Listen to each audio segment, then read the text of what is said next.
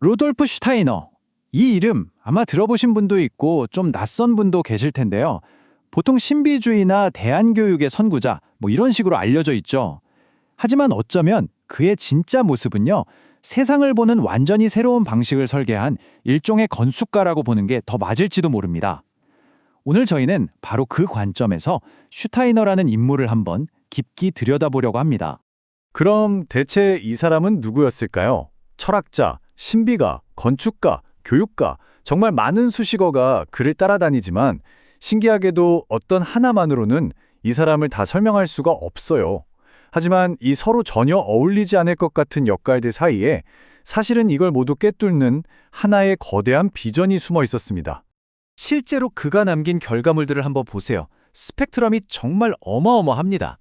정신과학이라고 불리는 인지학을 창시했고요.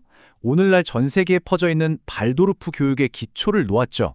거기다 농업의 영적인 관점을 더한 바이오다이나믹 농법, 소리와 움직임을 결합시킨 예술인 오이리트미, 그리고 이 모든 활동의 중심지 역할을 한 괴테아놈이라는 아주 독특한 건축물까지 남겼습니다. 아니, 어떻게 한 사람이 이 모든 걸 다 해낼 수 있었을까요? 그래서 오늘 이 복잡하고도 흥미로운 인물 슈타이너의 세계로 한번 같이 들어가 보려고 합니다. 먼저 그를 의식의 건축가라는 관점에서 보고요. 그가 신지학에서 인지학으로 나아간 여정을 따라가 볼 겁니다. 그 다음엔 인지학의 핵심이 뭔지 들여다보고 그 생각이 어떻게 현실 세계의 실천으로 이어졌는지도 살펴봐야겠죠. 물론 비판적인 시각도 빼놓을 수 없고요. 마지막으로 이런 슈타이너가 오늘날 우리에게 왜 여전히 중요한지에 대해 이야기하면서 마무리하겠습니다. 자, 첫 번째 장입니다. 의식의 건축가 슈타이너의 목표는요. 그냥 새로운 이론 하나 뚝딱 만들어내는 게 아니었어요. 그는 정신과학이라는 도구를 손에 들고 분열된 근대 세계를 하나의 통일된 시스템으로 다시 지어 올리려고, 즉 재건축하려고 했던 겁니다. 자, 이 슬라이드가 정말 핵심인데요. 그는 오컬트 전통, 과학, 예술, 영성 이런 것들을 다 제각각 떨어진 걸로 보지 않았던 거죠.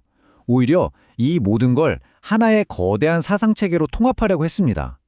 보이는 세계와 보이지 않는 세계 사이의 틈을 메우고 여기저기 흩어져 있던 지식들을 연결하는 것. 바로 이게 슈타이너가 꿈꿨던 거대한 설계도였던 겁니다. 자, 이제 그의 지적인 여정이 어디서부터 시작됐는지 한번 거슬러 올라가 보죠. 슈타이너를 제대로 이해하려면 그가 몸담았다가 결국엔 뛰쳐나왔던 신지학과의 관계를 먼저 알아야만 합니다. 이 지점이 근대 영성사에서 정말 중요한 갈림길이거든요. 그의 인생을 간단히 보면 이렇습니다. 1902년에 독일 신작협회의 총서기가 되면서 중심 인물로 떠올라요.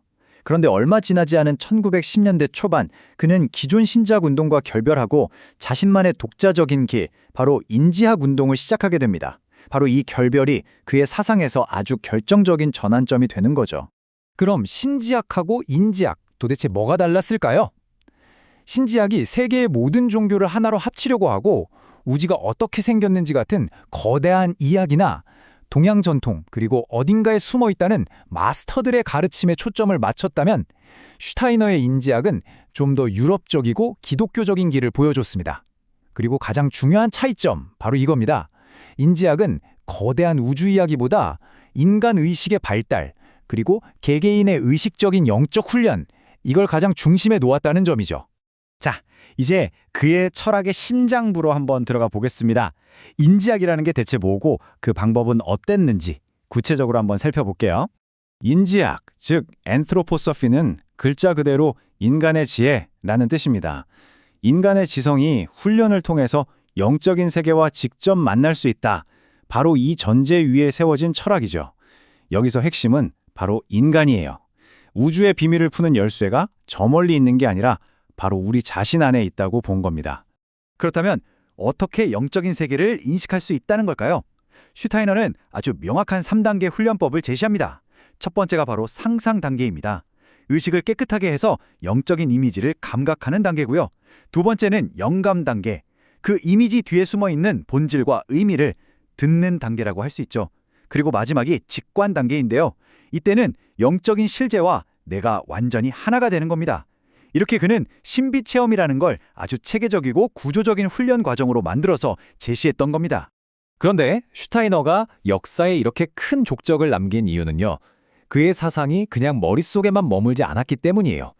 이제 그의 영적인 철학이 어떻게 현실 세계를 바꿨는지 그 구체적인 사례들을 한번 살펴보겠습니다. 가장 유명한 사례, 바로 발도르프 교육이죠. 이 교육은 아이를 그냥 정보를 저장하는 기계처럼 보지 않아요. 아이가 자라나는 리듬에 맞춰서 몸과 영혼, 그리고 정신, 그러니까 온전한 한 인간으로 가르치는 것을 목표로 합니다. 단순히 지식을 막 주입하는 게 아니라 한 인간의 내적인 성장을 돕는 것, 그게 교육의 본질이라고 본 거죠. 그의 사상은 농업에도 그대로 적용됐습니다. 바이오 다이나믹 농법은 농장 전체를 그냥 하나의 살아있는 생명체로 보는 거예요.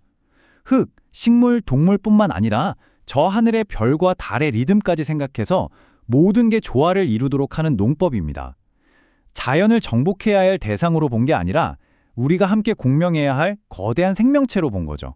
그리고 이 괴테 아눔은 그의 사상이 건축으로 구현된 정말 멋진 결과물입니다. 인지학 운동의 세계적인 중심지인 이 건물은요, 딱딱하고 정적인 직선 대신에 유기적이고 살아있는 아이디어를 표현하는 그런 곡선들로 가득 차 있습니다. 진리는 고정된 게 아니라 살아 움직이는 형태라는 그의 세계관이 그대로 건축물이 된 셈이죠.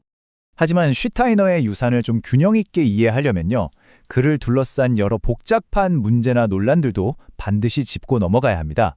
그의 영향력이 워낙 크다 보니까 비판의 지점들도 분명히 존재하거든요.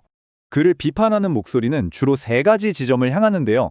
첫째, 그의 주장이 현대 과학의 잣대로는 검증하기가 굉장히 어렵다는 점입니다. 둘째, 인종이나 민족에 대한 그의 일부 발언들은 오늘날의 시각으로 보면 아주 심각한 논란거리가 되죠. 그리고 마지막으로 인지학 운동 자체가 걸어온 역사 역시 좀 신중하게 들여다볼 필요가 있다는 지적입니다. 그래서 그를 대할 때 어떤 태도가 필요한지를 이 슬라이드의 문구가 아주 잘 보여주는 것 같아요. 성자 숭배가 아니라 구조 읽기. 이게 무슨 말이냐면요, 맹목적으로 그를 그냥 위대한 스승으로 받아들이는 게 아니라 그의 사상체계 안에서 어떤 부분이 여전히 의미가 있고 또 어떤 부분이 시대적인 한계를 가졌는지를 비판적으로 분석하는 자세가 필요하다는 거죠. 그렇다면 이런 비판들에도 불구하고 왜 우리는 오늘날에도 슈타이너를 이야기해야 할까요? 마지막으로 그가 이 분열된 현대 세계에 던지는 의미를 통해서 그 이유를 한번 찾아보겠습니다. 슈타이너가 여전히 중요한 이유는요, 그가 근대 이후에 조각조각 나버린 것들을 다시 하나로 꿰매려고 했기 때문입니다. 과학과 영성, 예술과 삶, 내면의 인간과 저 바깥의 우주를 연결하려는 그의 거대한 시도 속에 어쩌면 오늘날 우리가 겪는 여러 분야를 치유할 실마리가 있을지도 모릅니다. 세상을 의미 있는 하나의 전체로 바라보는 길, 그걸 제시하려고 했던 거죠. 오늘 이야기를 마무리하면서 이 질문을 여러분께 한번 던져보고 싶습니다. 그는 왜 인간의 의식 수련, 도덕성, 예술, 그리고 교육을 하나의 길로 묶으려고 했을까? 이 질문에 대한 답을 고민하는 과정에서 슈타이너는 더 이상 과거의 신비가가 아니라 우리 시대의 새로운 의미를 던지는 설계자로 다시 보이기 시작할 겁니다.